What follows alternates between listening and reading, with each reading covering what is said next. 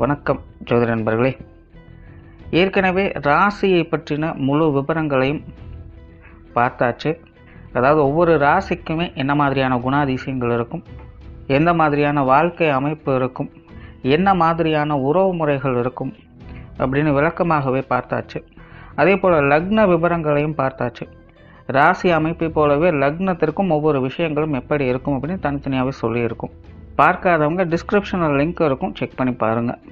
இனி ராசி மற்றும் லக்னம் இது ரெண்டும் சேர்ந்த அமைப்பு எப்படி இருக்கும் அப்படிங்கிறத பற்றி பார்க்க போகிறோம். ஒரு குறிப்பிட்ட லக்னம் மற்றும் ராசியாக ஒரு மனிதருக்கு அமைந்து வரும் பொழுது அவங்களுக்கு என்ன மாதிரியான விஷயங்கள் இருக்கும் அப்படிங்கிறத பற்றி சில விளக்கங்களை ஜோதிடத்தில் பொதுவாக சொல்ல முடியும். இனி அந்த விஷயங்களை பற்றி தொடர்ச்சியாக பார்க்கலாம். பதிவை பார்க்குறதுக்கு முன்னாடி ஒரு சில விஷயங்களை கவனத்தில் வச்சுக்கோங்க. எப்பவும் சொல்லக்கூடிய விஷயங்கள் தான், இங்கு சொல்லக்கூடிய விஷயங்கள் முழுமையாக உங்களுக்கு பொருந்தணுங்கிற அவசியம் கிடையாது. ஏன்னா ஒரு மனிதனை பற்றி அவங்களுடைய சுய ஜாதகம் மட்டும்தான் முழுமையான விஷயங்களை சொல்ல முடியும். மற்ற விஷயங்கள் எல்லாமே ஒரு பொதுவான அமைப்பு கொண்டது தான். இங்கு சொல்லக்கூடிய விஷயங்களை நீங்கள் கிராஸ் பண்ணி வருவீங்க.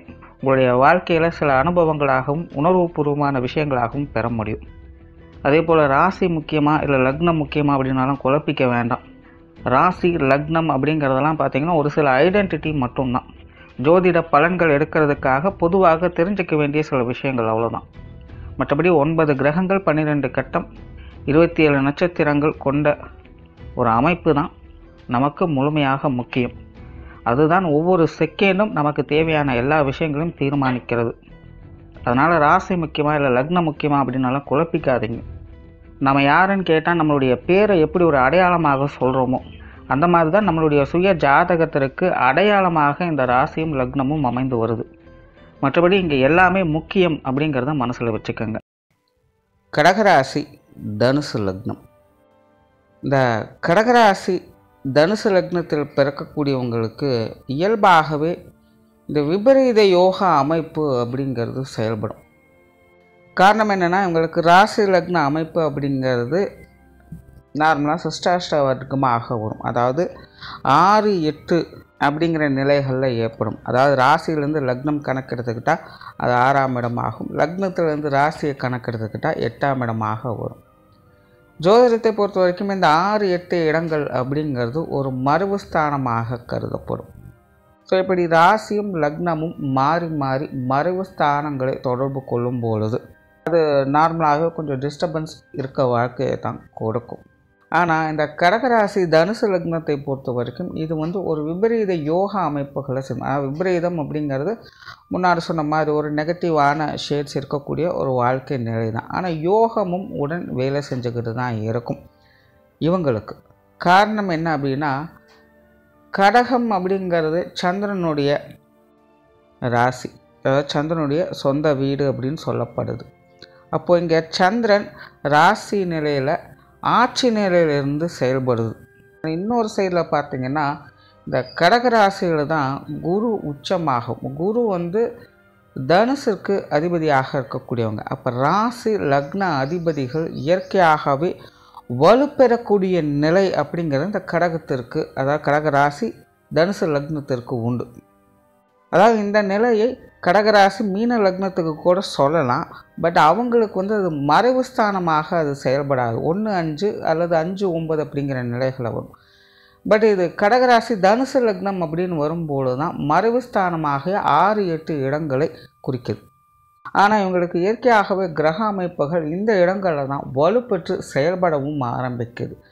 ஆகையினால் நார்மலாகவே இந்த கடகராசி தனுசு லக்னக்காரங்களுக்கு இந்த விபரீத யோகா அமைப்பு அப்படிங்கிறது எப்போதுமே செயல்பட்டுக்கிட்டே இருக்கும். அதாவது ஒரு நெகட்டிவ் ஷேடான வாழ்க்கை இருந்தாலும் கூட அதையெல்லாம் வென்று முன்னேறக்கூடிய அமைப்புகள் அப்படிங்கிறது இவங்களுக்கு உருவாகும். வாழ்க்கையில் ரொம்பவுமே கஷ்டப்பட்டு சிரமப்பட்டு முன்னேறி வந்தேன் அப்படின்னு சொல்லக்கூடியவங்க பெரும்பாலானோர் இந்த கடகராசி தனுசு லக்னத்தில் பிறந்தவங்களாகத்தான் இருப்பாங்க. இன்னும் சொல்லப்போனால் இவங்களுடைய வாழ்க்கையில் மத்திய பகுதிக்குள்ளே ஒரு பெரிய அடி அப்படிங்கிறது இருக்கும். அதுலேயும் இந்த கோச்சார் ரீதியாக 7 சனி அஷ்டமச்சனியெல்லாம் வந்துருச்சு அப்படின்னா உங்களுடைய வாழ்க்கை நிலை அப்படிங்கிறது நிலை குழந்து கூட போயிடும். என்ன பண்ணுறதுனே தெரியாமல் ஓப்பனாக சொல்லணும்னு நிறைய பேர் தற்கொலை எண்ணங்களுக்கு கூட தள்ளப்படுவாங்க. அந்த மாதிரியான சூழ்நிலை இருக்கணும். ஆனால் எதுவுமே நெகட்டிவாக அங்கே இருக்காது. அதாவது சம்பவங்கள் அப்படிங்கிறது இருக்காது.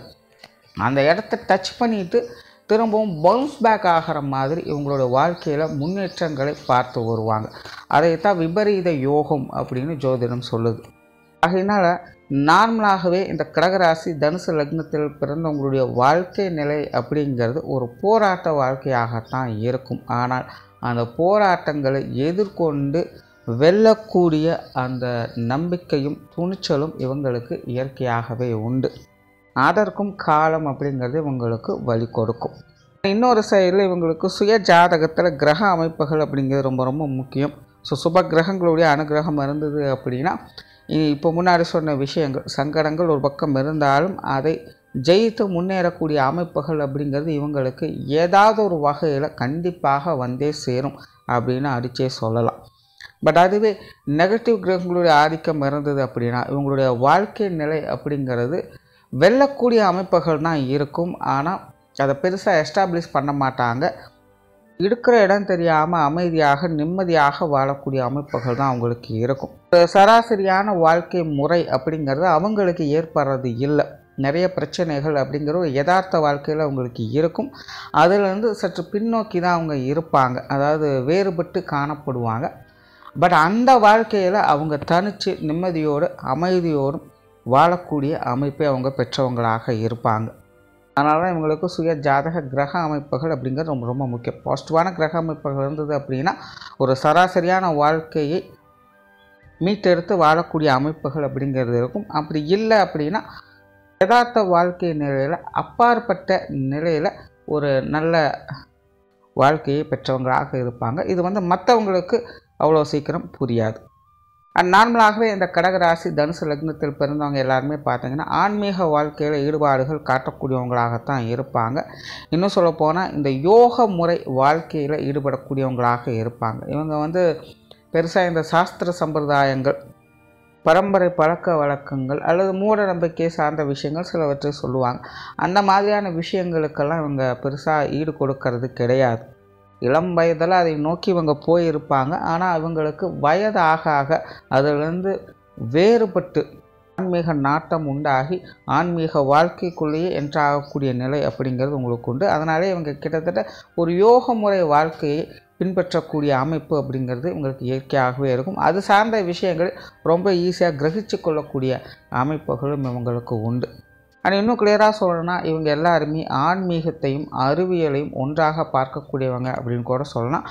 நிறைய பேருக்கு அறிவியல் சார்ந்த விஷயங்களில் கூட ஈடுபாடுகள் அப்படிங்கிறது அதிகமாக இருக்குது. ஏன்னா இவங்க இயற்கையாகவே தேடல் மனப்பான்மை உடையவங்களாக இருப்பாங்க. ஏதோ ஒரு விஷயத்தை பற்றி யோசிச்சு கொண்டே இருப்பாங்க. உங்களுடைய மனசுக்குள்ளே என்ன இருக்குது அப்படிங்கிறது மற்றவங்களால் ஈஸியாக புரிஞ்சிக்கவே முடியாது. என்ன சொல்ல போனால் பல நேரங்களில் இவங்களாலேயே அதை சரியாக புரிஞ்சிக்க முடியாது. அப்படின்னு இவங்க மனசு எது தேடி போகுது, நம்ம என்ன செஞ்சிட்ருக்கோம் அப்படின்னு தெரியாத புரியாத நிலைகளுக்குள்ளே தான் இருப்பாங்க. ஆனால் ஆழ்ந்து சிந்திக்கக்கூடிய மனோபாவம் அப்படிங்கிறது இவங்களுக்கு உண்டு. எதையுமே மேலோட்டமாக பார்க்கக்கூடியவங்க அல்ல. அதனுடைய உட்கருத்து என்ன, ஆணி வேறு என்ன அப்படின்னு தெரிந்து புரிந்து செயல்படக்கூடியவங்களாகத்தான் இருப்பாங்க. அதனால தான் இவங்களுக்கு இடையில் ஏதாவது ஒரு வேலையை கொடுத்தீங்க அப்படின்னா இவங்களால் செயல்படுத்தவே முடியும். எந்த ஒரு காரியமாக இருந்தாலும் அது ஆரம்பம் முதல் கடைசி வரைக்கும் இவங்க செயல்படுத்தினா மட்டும்தான் அதனுடைய நுணுக்கம் தெரிஞ்சு செயல்படுவாங்க. அதை பற்றி பாதியில் ஒரு வேலையை நீங்கள் செஞ்சு முடிச்சிடுங்க அப்படின்னு சொல்லி கொடுத்தோம் அப்படின்னா அது என்னென்னு புரியாத நிலையில் அதை பற்றி யோசிக்கவும் மாட்டாங்க, அதை செயல்படுத்தவும் மாட்டாங்க. அப்படியே கிடப்பில் தான் கிடக்கும். ஆகையினால் இவங்களை பொறுத்த வரைக்கும் எதாக இருந்தாலும் ஆரம்பம் முதல் கடைசி வரைக்கும் முழுமையாக இருக்கணும். அப்போ தான் அதில் இவங்களால் ஈடுபாடுகள் அப்படிங்கிறது காட்ட முடியும். நிறைய பேர் பார்த்திங்கன்னா தனிமை விரும்புகளாக இருப்பாங்க, லட்சியவாதிகளாக இருப்பாங்க. காரணம் என்னென்னா இவங்க எல்லாருமே பார்த்திங்கன்னா இயற்கையாகவே இந்த யதார்த்த வாழ்க்கைக்கு அப்பாற்பட்டவங்க தான். கொஞ்சம் வித்தியாசமாக யோசிக்கக்கூடியவங்க, மாற்று சிந்தனை உடையவங்க அப்படின்னு தான் சொல்லணும். ஆனால் இவங்க காரியங்களை காட்டிலும் யோசனைகளுக்கு தான் அதிக முக்கியத்துவம் கொடுப்பாங்க. எப்போவுமே ஏதாவது ஒன்று சிந்தித்து கொண்டே இருப்பாங்க. ஆனால் இது போன்ற நிலைகளுக்கு இன்னொரு காரணம் என்ன அப்படின்னு பார்த்திங்கன்னா இயற்கையாகவே இவங்களுக்கு ஒரு விதமான மனோபயம் அப்படிங்கிறது உண்டு. இவங்க அவ்வளோ சீக்கிரத்தில் எந்த ஒரு விஷயத்திலும் காரியத்திலும் இறங்க மாட்டாங்க. ஒரு காரியத்தை செயல்படுத்துறதுக்கு முன்னாடி 10,000 முறை யோசிக்க வேண்டியதாக இருக்கும். செய்யலாமா வேண்டாமா, இது சரியாக இருக்குமா இல்லையா அப்படிங்கிற யோசனைகள் இவங்களுக்குள்ளே போய்கிட்டே இருக்கும். அதனால் இவங்க எதையும் எடுத்த கோவத்துன்னு முடிவு பண்ணி செய்யக்கூடியவங்க அல்ல. இதனாலே இவங்களுடைய வாழ்க்கையில் சில முக்கியமான விஷயங்கள் கைவிட்டு போவதையும் பார்க்க முடியும். ஏன்னா சில விஷயங்கள் காரியங்கள்லாம் நேரத்துக்கு உட்பட்டு நடக்கக்கூடியதாக இருக்கும். அந்த நேரத்தை இவங்க யோசிச்சே ஓட்டிடுவாங்க. ஆனால் இந்த பலவீனமே இவங்களுக்கு பல நேரங்களில் பலமாகவும் வேலை செய்யும். அதாவது எப்படின்னா இவங்களுடைய வாழ்க்கையில் பல சங்கடங்கள் பிரச்சனைகள் தலைக்கு தலைப்பாகையோடு போச்சு அப்படின்னு சொல்லக்கூடிய வகையில் இந்த ஒரு விஷயம் அவங்களுக்கு உதவிகரமாகவும் அவங்களுக்கு இருக்கும். நார்மலாகவே இந்த கடகராசி தனுசு லக்னத்தில் பிறந்தவங்களுக்கு பிரயாண விஷயங்களில் ஈடுபாடுகள் இருக்கும். ஏதாவது ஒரு இடங்களுக்கு தனித்து போய் வரக்கூடிய அமைப்புகள் அப்படிங்கிறது இவங்களுக்கு ஏற்படும். இளம் வயதுலேருந்தே பார்த்திங்கன்னா சின்ன வயசுலேருந்தே இவங்களுக்கு ஏதாவது ஒரு விஷயத்திற்காக ஒரு 10 கிலோமீட்டர் 20 கிலோமீட்டர் வெளியில் போயிட்டு வர மாதிரியான சூழ்நிலைகள் இருக்கலாம். நிறைய பேர் ஹாஸ்டலில் அல்லது வெளி இடங்களில் தங்கி வசிக்கக்கூடிய அல்லது படிக்கக்கூடிய அமைப்புகள் கூட இவங்களுக்கு ஏற்படலாம். அண்ட் வெளிநாடு வெளியூர் சமாச்சாரங்கள் கூட இவங்களுக்கு ஈடுபாடுகள் அப்படிங்கிறது அதிகரிக்கும். பல பேருக்கு இந்த வெளிநாடு யோகம் அப்படிங்கிறதும் உண்டாகும். இன்னும் கிளியராக சொன்னால் சுய ஜாதகத்தில் கிரக அமைப்புகள் நல்லபடியாக இருக்கும் பட்சத்தில் இவங்க வெளிநாடு ஜீவனம் பண்ணக்கூடிய அமைப்புகள் அப்படிங்கிறது கண்டிப்பாக உருவாகும். நிறைய பேர் வெளிநாடுகளில் போய் செட்டில் ஆகக்கூடிய அமைப்புகள் கூட ஏற்படும். கடைசிக்கு பிறந்த இடத்தை விட்டு வெளியில் செட்டில் ஆகக்கூடிய அமைப்புகளாவது இவங்களுக்கு ஏற்படும். நார்மலாகவே இவங்களுக்கு சொந்த ஊர் அப்படிங்கிறது ஏற்புடையதாக இருக்கிறது இல்லை. ஏதாவது ஒரு காலகட்டத்தில் அதிலேருந்து வேறுபட்டு தனிச்சிருக்க வேண்டிய சூழ்நிலைகள் அப்படிங்கிறது ஏற்பட்டுடும். நார்மலாகவே இவங்களுக்கு இந்த வெளிநாடு யோகம் அப்படிங்கிறது நல்லபடியாக வேலை செய்யும். சொத்து சுகங்கள் மற்றும் வாகன ரீதியான விஷயங்கள் இவங்களுக்கு பெரும்பாலும் கொஞ்சம் சாதகமான நிலைகளை தான் கொடுக்கும். சுய சம்பாத்திய வகையிலும் இவங்களுக்கு உண்டு. பரம்பரை ரீதியாக வரக்கூடிய சொத்துக்களும் பூர்வீக சொத்துக்களுடைய அமைப்பும் இவங்களுக்கு நல்லபடியாக வேலை செய்யும். நார்மலாகவே இந்த நிலப்புலன்கள் வீடு வாகனங்கள் வகையில் அடிப்படை தேவைகளாவது பூர்த்தி செய்யக்கூடிய அமைப்புகள் என்பது இவங்களுக்கு தானாகவே ஏற்படும். பழமை இவங்கெல்லாம் பார்த்திங்கன்னா வீட்டில் 4 பேர் இருந்தாங்க அப்படின்னா 4 பேருக்கும் 4 விதமான வாகனங்கள் எல்லாம் வச்சுருப்பாங்க. ஸோ இந்த மாதிரியான அமைப்புகள்லாம் இவங்களுக்கு ஏற்படும். ஸோ இந்த மாதிரி இந்த சொத்து சுகங்களுடைய அமைப்பு கல்வி சார்ந்த விஷயங்கள் எல்லாமே கடைசிக்கு அடிப்படை தேவைகளை பூர்த்தி செய்யக்கூடிய வகையிலாவது நல்ல முறையில் இவங்களுக்கு கைகூடும். பொருளாதார நிலை இவங்களுக்கு கொஞ்சம் அனுசரித்து போகக்கூடிய வகையில் தான் இருக்கும். இதுவும் பார்த்திங்கன்னா அவங்களுடைய அடிப்படை தேவைகளை பூர்த்தி செய்யக்கூடிய வகையில் தான் இருக்கும். நார்மலாகவே இவங்க இந்த காசு பண விஷயங்களுக்கு அதிக முக்கியத்துவம் கொடுக்கக்கூடியவங்க அல்ல. ஆனால் கிளியராக சொல்லணும்னா வெளிப்படையாக பார்ப்பதற்கு தான் அப்படி தெரியும். உண்மையிலே இந்த காசு பண சமாச்சாரங்களுக்காக கடின முயற்சி எடுக்கக்கூடியவங்களும் இவங்களாகத்தான் இருப்பாங்க. ஒரு ரிஸ்க் எடுத்து கூட அந்த விஷயங்களை அடையணும் அப்படிங்கிற எண்ணம் இவங்களுக்கு உண்டு. பட் இங்கே நல்ல விஷயம் என்ன, அது ஒரு பாசிட்டிவான அப்ரோச்சாக இருக்கும். கஷ்டப்பட்டு சம்பாதிக்கணும் அப்படிங்கிற எண்ணங்கள் தான் இவங்களுக்கு அதிகமாக இருக்கும். சுய ஜாதகத்தில் சாதகமான கிரக அமைப்புகள் இருந்தது அப்படின்னா சுய முன்னேற்றத்தால் வாழ்க்கையில் நல்ல நிலையை, அதாவது பொருளாதார வளர்ச்சியை பெறக்கூடிய அமைப்பு இவங்களுக்கு இயல்பாகவே இருக்கும். பட் அதுவே அசுப கிரகங்களோட தொடர்புங்கன்னா அதுக்காக கஷ்டப்படுவாங்க. பட் கஷ்டங்களுக்கேற்ற அந்த நன்மைகள் அப்படிங்கிறதும் ஏற்படும். குடும்ப வாழ்க்கையை பொறுத்த வரைக்கும் இது ஒரு நியூட்ரலான நிலை அப்படின்னு சொல்லலாம். நார்மலாகவே குடும்ப விஷயங்கள் காரியங்கள் இவங்களுக்கு பெருசாக ஈடுபாடுகள் அப்படிங்கிறது இருக்கிறது இல்லை. அதாவது தனிப்பட்ட முறையில் இருக்காது. ஆனால் குடும்பத்தாருடைய அரவணைப்பு அப்படிங்கிறது இவங்களுக்கு முழுவதுமாக இருக்கும். ஸோ இவங்களுக்கு நார்மலாகவே இந்த குடும்ப விஷயங்கள் காரியங்கள் அல்லது குடும்ப உறுப்பினர்கள் சம்மந்தப்பட்ட விஷயங்கள்லாம் பட்டுப்படாமல் தான் இருப்பாங்க. முழுவதுமாக எல்லாத்துலேயுமே விலகி இருப்பாங்க அப்படின்னு சொல்லிட முடியாது. அதுக்காக ரொம்பவுமே அட்டாச்மெண்ட்டோடு இருப்பாங்க அப்படின்னு சொல்ல முடியாது. குடும்ப அமைப்பு அப்படின்னு வரும்போது ரொம்பவுமே ஒரு யதார்த்த நிலையை தான் இவங்ககிட்ட அதிகமாக பார்க்க முடியும். பெற்றோர்கள் சார்ந்த விஷயங்கள் இவங்களுக்கு ஓரளவுக்கு சாதகமாக தான் இருக்கும். இவங்களுடைய தாயாருக்கு அவங்களுடைய மூத்த குழந்தைகள் மீது பாசம் பிரியம் என்பது அதிகமாக இருக்கும். இயல்பாகவே அன்பை வெளிப்படுத்தக்கூடியவங்களாகத்தான் இருப்பாங்க. இவங்களுடைய தந்தை என்பது உறவு முறைகளுக்கு அதிக முக்கியத்துவம் கொடுப்பாங்க. சொந்தக்காரங்க முன்னாடி பேரும் புகழோடு அந்தஸ்தோடு இருக்கணும் அப்படின்னு எதிர்பார்க்கக்கூடியவங்களாக தான் இருப்பாங்க. அன்ஃபார்ச்சுனேட்லி இவங்களுடைய பெற்றோர்களுக்கு இது சார்ந்த விஷயங்கள் கைகூடினாலும் கூட அவங்களுடைய வாழ்க்கையில் பிரச்சனையாக இருப்பதும் இது சார்ந்த விஷயங்களில் தான் அதிகமாக இருக்கும். உடன்பிறப்புகள் சார்ந்த விஷயங்கள் நார்மலாக இவங்களுக்கு ஓரளவுக்கு தான் செட் ஆகும். இதுவும் பார்த்திங்கன்னா ஒரு நியூட்ரலான வகைகள் தான். அதாவது அவங்களுடைய வயதிற்கு ஏற்ப இந்த உடன்பிறப்புகள் சார்ந்த விஷயங்கள் செட் ஆகிட்டு வரும். ஒரு இளம் வயதில் இருக்கிற வரைக்கும் ஒரு சில சாதகமான அமைப்புகளை எதிர்பார்க்கலாம். பெருசாக எந்த ஒரு தொந்தரவும் தெரியாது. பட் அதுவே தோளுக்கு மேலே வளர்ந்ததுக்கப்புறம் பார்த்திங்கன்னா உடன்பிறப்புடைய நிலைகளெல்லாம் ரொம்பவுமே பட்டுப்படாமலும் தான் இருக்கும். ஏதாவது ஒரு வகையில் மனஸ்தாபங்களையும் சங்கடங்களையும் பார்க்கக்கூடிய நிலைகள் அப்படிங்கிறது அதிகமாக இருக்கும். பெரும்பாலுமே உங்களுடைய உடன்பிறப்புகள்லாம் பார்த்தீங்கன்னா ஒரு காரியவாதிகளாக தான் இருப்பாங்க. காசு பண சமாச்சாரங்கள் அவங்களுடைய வேலை சம்மந்தப்பட்ட விஷயங்களை தான் குறிக்கோளாக இருப்பாங்க. அது இளையவங்களாக இருந்தாலும் சரி, மூத்தவங்களாக இருந்தாலும் சரி. கணவன் மனைவி உறவுகள் இவங்களுக்கு ஓரளவுக்கு சாதகமாக இருக்கும் அப்படின்னு சொல்லலாம். நார்மலாகவே இவங்களுக்கு கணவன் மனைவி உறவுகளுக்குள்ளே பெருசாக சங்கடங்கள் அப்படிங்கிறது ஏற்படுறது கிடையாது.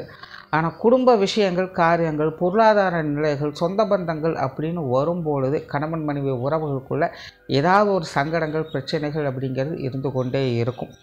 கணவன் மனைவி உறவு அப்படின்னு தனித்து பார்க்கும்பொழுது என்ன மாதிரியான பிரச்சனை வந்தாலும் ஒருத்தருக்கு ஒருத்தர் அட்ஜஸ்ட் பண்ணி போய்ப்பாங்க. அதில் எந்த ஒரு பிரச்சனையுமே இருக்காது. ஈவன் அங்கே தவறுகள் இருந்தாலும் கூட அதை மன்னிக்கக்கூடிய பக்குவம் அப்படிங்கிறது இருக்கும். ஆனால் இதுவே இந்த குடும்ப விஷயங்கள், பொருளாதார நிலைகள், சொந்த பந்தங்கள் அப்படின்னு வரும்பொழுது இதில் யதார்த்தமான விஷயங்களை கூட அவங்க இயல்பாக எடுத்துக்க மாட்டாங்க. இதனாலேயே அவங்களுக்குள்ள பிரச்சனைகள் அப்படிங்கிறது ஏற்படும். ஸோ இந்த மாதிரியான விஷயங்களுக்குள்ள தான் இவங்க கொஞ்சம் கவனமாக இருக்கணும். அண்ட் இயற்கையாகவே இந்த கடகராசி தனுசு லக்னத்தில் பிறந்தவங்க பிறந்த வீட்டை காட்டிலும் புகுந்த வீட்டு பெருமை பேசக்கூடியவங்களாகத்தான் இருப்பாங்க. அண்ட் இங்கேயும் சுய ஜாதகம் நல்லபடியாக இருக்கும் பட்சத்தில் இந்த திருமண வாழ்க்கை அப்படிங்கிறது இவங்களுக்கு ரொம்பவுமே சாதகமாக இருக்கும். அப்படி இல்லாத பட்சத்தில் திருமண வாழ்க்கை அப்படிங்கிறது கண்டிப்பாக ஏதோ ஒரு பிரச்சனைகளும் சங்கடத்தை அதிகமாக பார்க்க வேண்டியதாக இருக்கும். சுய ஜாதக அமைப்பு நியூட்ரலாக அமைஞ்சிருந்தது அப்படின்னா கணவன் மனைவி உறவுகளுக்குள்ளே பெருசாக சங்கடங்கள் அப்படிங்கிறது இருக்காது. பட் குடும்ப ரீதியான பேச்சுவார்த்தைகள், விஷயங்கள் எல்லாமே மன சங்கடங்களை தான் அதிகமாக கொடுக்கும்.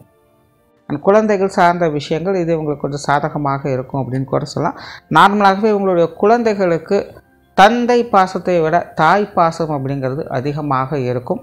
அண்ட் ஒரு லௌகீக வாழ்க்கையில் ஈடுபடக்கூடியவங்களாக இருப்பாங்க. அதாவது ரொம்பவுமே ஒரு கம்ஃபர்ட் ஜோனை எதிர்பார்க்கக்கூடியவங்களாக இருப்பாங்க. அண்ட் இவங்களும் கூட இவங்களுடைய குழந்தைகளுக்கு தேவையான விஷயங்களை செய்து கொடுக்கறதுல எந்த ஒரு தங்கு தடை இல்லாமல் வேலை செய்யக்கூடியவங்களாகத்தான் இருப்பாங்க. குழந்தைகளுடைய கல்வி வித்தை சார்ந்த விஷயங்களை ரொம்பவுமே கண்ணும் கருத்துமாக இருப்பாங்க. சிலர் இந்த விஷயங்கள் ரொம்பவுமே ஸ்ட்ரிக்டாக இருக்கக்கூடிய பேரண்ட்ஸாக கூட இருப்பாங்க. ஸோ நார்மலாக குழந்தைகள் வகையில் சாதகமான அமைப்புகள் அப்படிங்கிறது உண்டு. பட் என்னென்னா ரொம்பவுமே ஸ்ட்ரைட் ஃபார்வர்டாக இருப்பாங்க. அந்த ஒரு விஷயத்தை மட்டும் கொஞ்சம் கவனத்தில் எடுத்துக்கிறது நல்லது. அண்ட் உற்றார் உறவினர்கள், நண்பர்கள் சார்ந்த விஷயங்கள் இதெல்லாம் பெரும்பாலும் ஒரு கலவையான நிலைகள் தான். அதாவது ரொம்பவுமே அட்டாச்மெண்ட் அப்படிங்கிறதும் சொல்ல முடியாது. அதுக்காக ரொம்பவுமே விட்டு விலகி இருப்பாங்க அப்படிங்கிறதும் சொல்ல முடியாது.